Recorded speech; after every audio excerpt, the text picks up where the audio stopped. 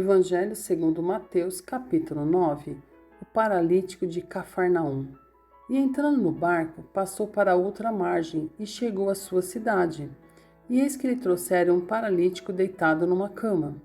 E Jesus, vendo a fé deles, disse ao paralítico: Filho, tem bom ânimo, perdoados te são os teus pecados. E eis que alguns dos escribas diziam entre si: Ele blasfema. Mas Jesus, conhecendo os seus pensamentos, disse: Por que pensais mal em vosso coração? Pois o que é mais fácil? Dizer ao paralítico: Perdoados te são os teus pecados, ou levanta-te e anda? Ora, para que saibais que o Filho do Homem tem na terra autoridade para perdoar pecados, disse então ao paralítico: Levanta-te, toma a tua cama e vai para a tua casa. E levantando-se, foi para a sua casa. E a multidão, vendo isso, maravilhou-se e glorificou a Deus, que dera tal poder aos homens. A vocação de Mateus.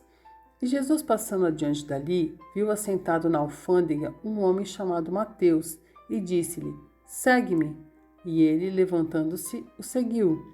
E aconteceu que, estando ele em casa sentado à mesa, chegaram muitos publicanos e pecadores e sentaram-se junto com Jesus e seus discípulos. E os fariseus, vendo isso, disseram aos seus discípulos: Por que come o vosso mestre com os publicanos e pecadores? Jesus, porém, ouvindo, disse-lhes: Não necessitam de médico os sãos, mas sim os doentes. Ide, porém, e aprendei o que significa: misericórdia quero e não sacrifício, porque eu não vim para chamar os justos, mas os pecadores ao arrependimento. O jejum. Então chegaram ao pé dele os discípulos de João, dizendo: Por que jejuamos nós e os fariseus muitas vezes, e os teus discípulos não jejuam? Disse-lhe Jesus: Podem porventura andar tristes os filhos das bodas enquanto a esposa está com eles? Dias, porém, virão em que lhes será tirado o esposo, e então jejuarão. Ninguém deita remendo de pano novo em veste velha, porque semelhante remendo rompe a veste e faz-se maior a rotura.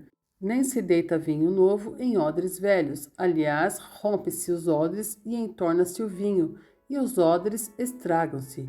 Mas deita-se vinho novo em odres novos, e assim ambos se conservam. A cura da mulher que tinha o fluxo de sangue. Dizendo-lhes ele essas coisas, eis que chegou um chefe e o adorou, dizendo: Minha filha faleceu agora mesmo, mas vem, impõe-lhe a tua mão e ela viverá. E Jesus, levantando-se, seguiu-o, e os seus discípulos também. E eis que uma mulher que havia já 12 anos padecia de um fluxo de sangue, chegando por detrás dele, tocou a orla da sua veste. Porque dizia consigo: Se eu tão somente tocar a sua veste, ficarei sã. E Jesus, voltando-se e vendo-a, disse: Tem ânimo, filha, a tua fé te salvou. E imediatamente a mulher ficou sã. E Jesus, chegando à casa daquele chefe e vendo os instrumentistas e o povo em alvoroço, disse-lhes: Retirai-vos, que a menina não está morta, mas dorme. E riram-se dele. E logo que o povo foi posto fora, entrou Jesus e pegou-lhe na mão, e a menina levantou-se, e espalhou-se aquela notícia por todo aquele país. A cura de 2 cegos e um mudo. E partindo Jesus dali, seguiram-no 2 cegos, clamando e dizendo: Tem compaixão de nós, filho de Davi. E quando chegou à casa, os cegos se aproximaram dele, e Jesus disse-lhes: Credes vós que eu possa fazer isto? Disseram-lhes eles: Sim, Senhor. Tocou então os olhos deles, dizendo: Sejai-vos feitos segundo a vossa fé. E os olhos se lhes abriram, e Jesus ameaçou-os, dizendo: Olhai que ninguém o saiba. Mas tendo eles saído, divulgaram a sua fama por toda aquela terra. E havendo-se eles retirado, trouxeram-lhe um homem mudo e endemoniado. E expulso o demônio, falou o mudo, e a multidão se maravilhou, dizendo: Nunca tal se viu em Israel. Mas os fariseus diziam: Ele expulsa os demônios pelo príncipe dos demônios, a seara e os ceifeiros.